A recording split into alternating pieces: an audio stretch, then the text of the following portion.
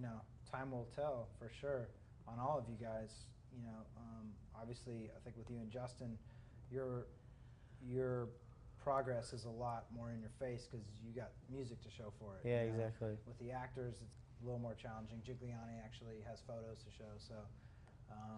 But and also the music videos and stuff too, right? Yeah. Yeah. Absolutely. But I think people, you know, really feel like everybody in the house, including you, have it so easy and all this. And, yeah. And you know, I've been saying all day that is the case in a lot of ways, of course. And you'll admit you live in a mansion with a chef and all that, which is weird for you. Yeah. But at the end of the day, nothing I can do, or Simon Fuller, anybody can do, is going to guarantee you success. It's all on you, you know? Yeah. All the little things, and you and I have butted heads a few times on little mistakes you've made, and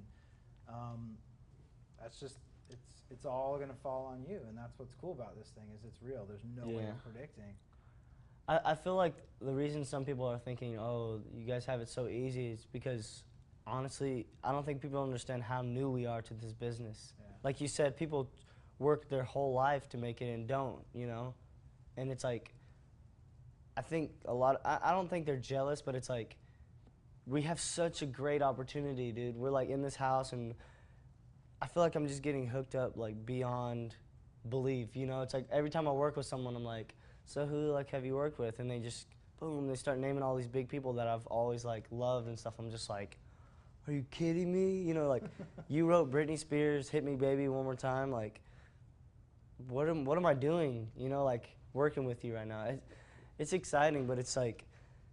Does it ever get overwhelming? It gets overwhelming, but like I said, you just have to like close your eyes and be like, remember where you're from, remember your family, remember like everyone out there is supporting you, and it's like, you can't blow it by being overwhelmed, because that's a big part of it. It's like, oh, I'm so overwhelmed, you know, and I think boom, too, you're gone. I think what happens too, when a lot of times when people get overwhelmed, fear kicks in, and then they self-sabotage themselves. Yeah. And they convince themselves it's too overwhelming, they can't do it.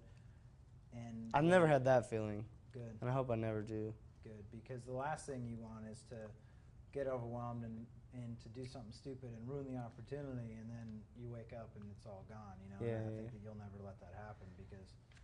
And like how you're saying, like you have to find the balance between cocky and confident. It's like, for me, I know this is like kind of dumb, but it's like I want LA to be overwhelmed by me. Mm-hmm. You know what I'm saying? Like I want people in LA to be like, damn, you know, some fresh air. Like this kid, we're overwhelmed by Alex Lambert, instead of me being like, oh, LA, I'm so overwhelmed. Totally. No, but I mean, and again, I think the point with you is that you're all about the quality of the music. Yeah. And you know who you are, and you know your faults, and you know what I can and can't do. Yeah, but the point is I think that you want people to judge you for your music. Yeah. You know what I mean? Mm-hmm. And as long as you know who you are, you're straight. That's exactly. All that matters, you know? That really is all that matters. It's hard to worry about what other people think. Sometimes I'm like, I want people to understand that don't understand my situation, but it's different than being like, I don't know, you have to care what people think, but at the same time you can't, really, because if you do, then you're going to be thinking about what they're thinking about you, and you're going to mess up. Yeah, I mean, I think that you have to not care what people think about your personal life, because exactly, screw them. And I think that there's a fine line of, you have to care about what people think about your product, but to a certain extent where it's based off of, you know, sales or whatever, because obviously you want to be successful, but you also don't want to compromise your sound or who you are as a musician just to please people. So it's like this weird fine line. Okay, if I want to be successful and I want to sell 10 million records, I need to make sure people like it. Yeah.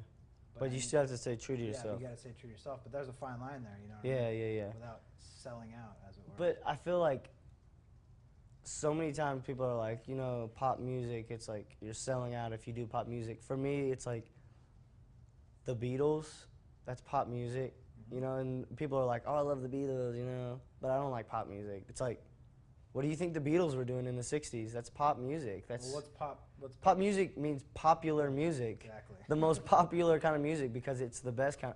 I don't know if it's the best because people have different tastes, but it's like, I guess the most current type of music, and what most of the people in the world want to listen to. Yeah, it's what majority of the people are listening to. Yeah. You know, it's what. And I feel like I can't really go wrong because it's like pop music, but it's my voice on it, you know? It's like I love music so much. I go into a room with a writer. The type of music that I'm doing, that I've always done, is pop music. I didn't know how to do anything else than that, you know? It's like, Yeah. but it's just with my voice on it, so it doesn't sound the same as every other like R&B singer out there. So I don't know. So what are the next steps for you? You're just gonna keep writing, keep recording demos? Definitely, and I mean, I've been telling people like I'm trying to put together an album that's like as soon as possible, but at the same time, I want to have at least 10 or 12 great tracks on that album. You know, it's like I'm not gonna be like I'm gonna make the first 10 songs I make are gonna be my album. I'm gonna try my hardest to make that album perfect. Like, I can't stop thinking. Every day I wake up, it's just like every day is another step closer to my album, and that's all you have to do. It's like I want to get on stage and I want to have all that experience and stuff, but it's like when the album drops, it's not all about just the album. It's like all those songs on the album that people are gonna like and that people are gonna purchase, I guess. I mean, I'm not really worried about the money, but for me, it's like it's all about consistency. If I come out with one great song and then all the rest of the songs on my album are kind of weak, it's like there's no point for me to be doing this. I just want to, I guess right now what I'm doing is writing as much as possible. I want to play at the Mint as much as possible. And Yeah, you're playing every Wednesday, right? Yeah, every Wednesday at the Mint on Pico. And then, I mean, in other venues if that's possible, and if I, you know, like if I can, and I don't know, I just want to, I really want to stay focused because I don't have enough songs to really be satisfied. I really want to be writing every day. Well, I don't think people who aren't in the music business understand that it's not like a group or a songwriter or an artist writes 8 songs and that's a record. They write hundreds. Yeah.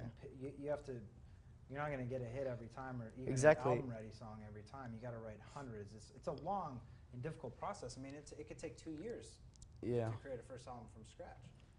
Yeah, and I feel like all my songs on my album, I want to co-write them. You know, I want to be in somehow, you know, because I feel like a lot of people that come off American Idol, they just someone puts 10 songs together and like, you know, here's your album.